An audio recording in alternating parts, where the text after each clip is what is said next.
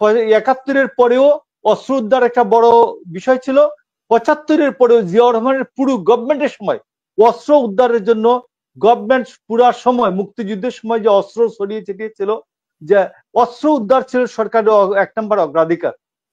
জুলাইয়ের দিকে দেখবেন বলবে যে জঙ্গিবাদী এই সাম্প্রদায়িক গোষ্ঠী, এদের হাতে অস্ত্র শস্ত্র, বিভিন্ন জায়গায় গুপ্ত হত্যা হচ্ছে, এইগুলাতে আমরা কিভাবে নির্বাচনটা করব ভাই? তন্ত্র, রাজতন্ত্রের বিপরীত শব্দের নাম হচ্ছে প্রজাতন্ত্র। এই জন্য বলে গণপ্রজাতন্ত্রী হবে কেন? তো আমি বলছি ঠিক আছে, গণপ্রজাতন্ত্রী না বলতে পারো, তাইলে গণরাষ্ট্র বাংলাদেশ করো দেখি। ফরহাদ মাযহারের কথা যে না শোনার যে যোগ্যতা বিএনপি অর্জন করেছে, এইটাকে আমি বিএনপি কে অভিনন্দন, অভিবাদন, স্যালিউট জানাই যে ফরহাদ মাযহারের মতো একটা জ্ঞান পাপী, একটা পথভ্রষ্ট লোকের কথা শোনা বন্ধ করেছে। এটা যদি কনফার্ম হয়ে থাকে, যদি কনফার্ম হয় যে ফরহাদ মাযহারের কথাটাই যদি শতভাগ সত্য হয়, তাহলে আমি বিএনপির নেতাদের পায়ে ধরে আরেকবার সালাম করতে চাই, কদমবুসি করতে চাই। কথা শুনুন, আমাদের 2 জন বিজ্ঞ আলোচকের নজরে একটা জিনিস আমি ইনফরমেশন দিতে চাই। স্যার কলিমুল্লাহ স্যার, আপনি যদি শুনেন। কলিমুল্লাহ স্যার, আপনি জানেন, আপনি তো আর্মিতে ট্রেনিং করেছেন, আপনি লেফটেন্যান্ট কর্নেল আর্মির। তো সেখানে 7,500 অস্ত্র লুট হয়েছে থানাগুলো থেকে। তার মধ্যে এসএমজি আছে, সাব মেশিন গান আছে, তার মধ্যে আপনার লাইট মেশিন গান আছে, এলএমজি আছে, তারপরে 7.62 রাইফেল আছে। তো এইগুলি লুট হয়েছে। আপনি দেখবেন সরকারের অগ্রাধিকার এবং আলোচনার 6.5 লক্ষ গোলা বারুদ লুট হয়েছে, 6.5 লক্ষ।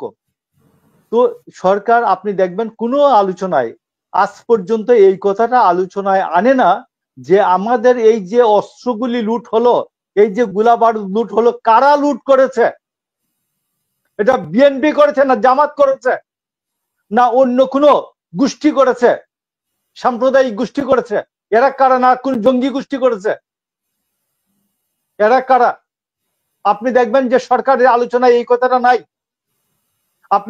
আপনাকে আমি মনে করিয়ে দেই যে 71-এর পরেও অস্ত্র উদ্ধার একটা বড় বিষয় ছিল, 75-এর পরেও জিয়াউর রহমানের পুরো গভর্নমেন্টের সময় অস্ত্র উদ্ধারের জন্য গভর্নমেন্ট পুরা সময় মুক্তিযুদ্ধের সময় যে অস্ত্র ছড়িয়ে ছিটিয়ে ছিল, যে অস্ত্র উদ্ধার ছিল সরকারের 1 নম্বর অগ্রাধিকার। এবং গুপ্ত রাজনীতিকে সামনে নিয়ে আসা, গুপ্ত রাজনীতি প্রকাশ্যে নিয়ে আসা, এটা ছিল অগ্রাধিকার সরকারের। আপনি দেখবেন সরকারের এই যে রাষ্ট্রীয় অগ্রাধিকার, যে গোপন অস্ত্র, অবৈধ অস্ত্র থাকতে পারবে না, গোপন রাজনীতি থাকতে পারবে না, এইটা সরকারের আলোচনায় কোথাও নাই।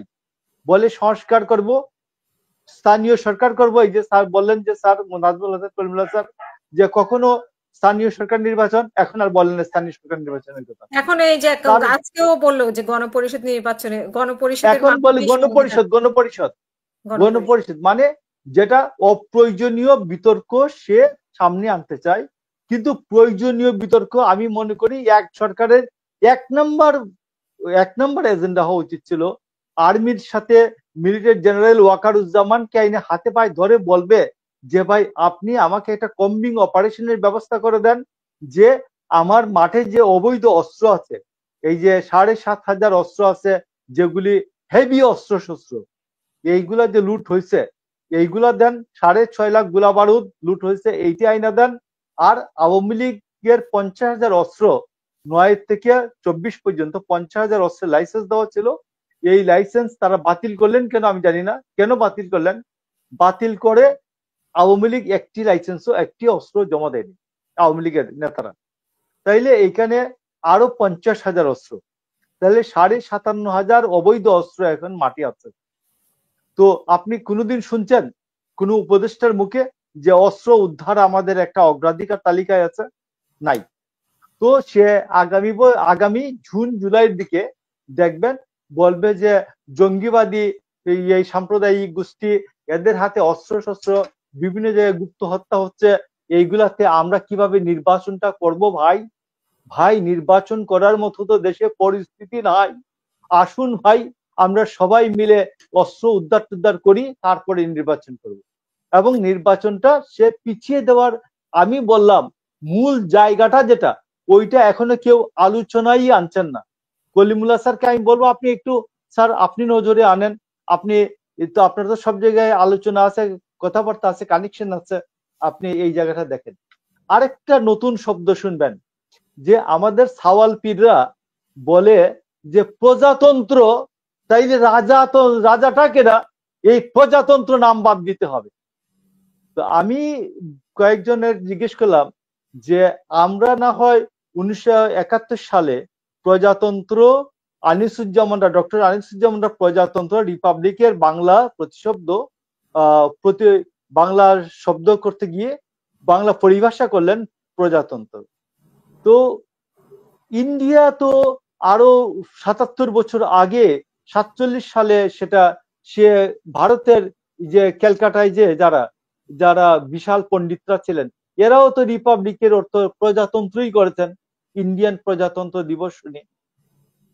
তো আমি সেই দিন সলিমুল্লাহ খানের একটা বক্তব্য শুনলাম। সলিমুল্লাহ খান বলেছেন রাজতন্ত্রের পেদানি যারা খায় নাই, ওরা প্রজাতন্ত্র শব্দটির মজা বুঝবে কিভাবে? রাজবাড়ির সামনে দিয়ে, জমিদার বাড়ির সামনে দিয়ে যখন জুতা পাই দিয়ে তোর বাবারা, চাচারা, দাদারা যেতে পারতো না, তোর দাদারা যখন ছাতি মাথায় দিয়ে যেতে পারতো না, যখন খুশি নিয়ে জুতা পেটা করতে পারতো, এইটা তো তোরা জানিস না, তোদের দাদারা যে কত জুতা পেটা খেয়েছে এই সামন্ত প্রভুদের, জমিদার সাহেবদের বাড়ির সামনে দিয়ে যাওয়ার সময়। তো এটা তো জানিস না, এই জন্য বলে রাজতন্ত্রের উল্টা শব্দটির নাম হচ্ছে প্রজাতন্ত্র, রাজতন্ত্রের বিপরীত শব্দের নাম হচ্ছে প্রজাতন্ত্র। এই জন্য বলে গণপ্রজাতন্ত্রী হবে কেন? তো আমি বলছি ঠিক আছে, গণপ্রজাতন্ত্রী না বলতে পারো, তাহলে গণরাষ্ট্র বাংলাদেশ করো দেখি, আনো। এটা তো ঢাকা যেভাবে একটা অ্যামেন্ডমেন্টের মাধ্যমে, স্যার মনে আছে আপনার, নিশ্চয়ই মনে আছে, এই যে এরশাদ আমাদের ঢাকা শব্দটি অ্যামেন্ডমেন্ট করেছিলেন, ঢাকা শব্দটি রাজধানী ঢাকা, ডিএইচএ কে এ ঢাকা, এটা করার জন্য কিন্তু অ্যামেন্ডমেন্ট লাগছে আমাদের সংবিধানে। তো এটা বাংলাদেশের যদি সবাই সম্মত থাকে, তাইলে গণরাষ্ট্র বাংলাদেশ এটা করে ফেলে দেখি। তারপর আরেকটা আপনাকে বলি যে এখানে বহুরূপী ঘটনা হচ্ছে। আপনাকে, ডক্টর ইউনূস হচ্ছে সারা পৃথিবীতে সুদের প্রমোটার, এবং সে বাইডেনের সাথে এলজিবিটি কিউ এইটা নিয়ে, লেসবিয়ান গে, এইটার সে প্রমোটার, সেইটার প্রবক্তা, এদের অধিকারের প্রবক্তা, লেসবিয়ান গেদের অধিকারের প্রবক্তা। বাংলাদেশে হিন্দু মুসলমান এমনকি উভয় বাংলায়, পূর্ব বাংলা পশ্চিম বাংলা মিলিয়েও যদি ধরি, কেউ লেসবিয়ান গে কারো ছেলে মেয়ে হোক, এটা আমরা মনে হয় কেউ চাই না। তো এখন ডক্টর ইউনূসের ঘাড়ে শোয়ার হয়েছে জামাতে ইসলাম, যদি এটা জানে যে, এবং ইদানিং দেখি আমাদের কি বলে, আপনি যদি কিছু মনে না করেন বলি আর কি, আমাদের এই কি বলে জামাতের আমির সাহেব বাচ্চাদের ধরে ধরে চুমু খাচ্ছেন, ঠোঁটে চুমু খাচ্ছেন, তারপর মামুনুল হকের বগলে হাতাচ্ছেন, বুকে হাতাচ্ছেন। তো সবাইকে এই যে হাতাহাতি, না না, আর প্রপাগান্ডা কোথায়? ছবি কি, আপনাকে ছবি কি মিথ্যা কথা বলে? ছবি কি মিথ্যা কথা বলছে? আপনি যেভাবে এডিট করা হয় আর কি, আমি জানি না এটা, মানে না না না, এটা আমি এই যে মামুনুল হকের, এটা আপনি এই যে গলায় হাতানো, এই বগলে হাতানো, বুকে হাতানো, এটা তো একটা বিশ্রী রকম বিষয়। তো আমি আপনাকে বলছি যে এখন আমি অদ্ভুত সমীকরণ, আমি সমীকরণ মিলাতে পারছি না। আমার পলিটিক্স এর বয়স 47 বছর, 78 থেকে আমি রাজনীতি করি, এবং উইথ পোস্ট পজিশন। তো ইয়াতে কি বলে, I am 62 years old a person. তো আমি এই কালচার বাংলাদেশের সংস্কৃতিতে কখনো এই হাতাহাতি সংস্কৃতি, গায়ে মুখে হাতানো সারা সব জায়গায়, এইটা আমি দেখি নাই ভাই। তো এই অদ্ভুত সংস্করণের মধ্যে আমি বলবো যে আমরা যেন উভয় বাংলাদেশের পশ্চিমবাংলার একজন জার্নালিস্ট আছেন, আমরা যেন সবাই আমাদের এই যে বাঙালি মুসলমান হোক, বাঙালি হিন্দু হোক, আমরা সবাই যেন আমাদের সংস্কৃতিটাকে বাঁচিয়ে রাখার জন্য আমরা যেন অন্তত আলাপ আলোচনা, সঠিক যে লাইনের আলাপ আলোচনাগুলি আনা দরকার, সেই আলাপ আলোচনাগুলি যেন হয়। আপনাদের সবাইকে ধন্যবাদ।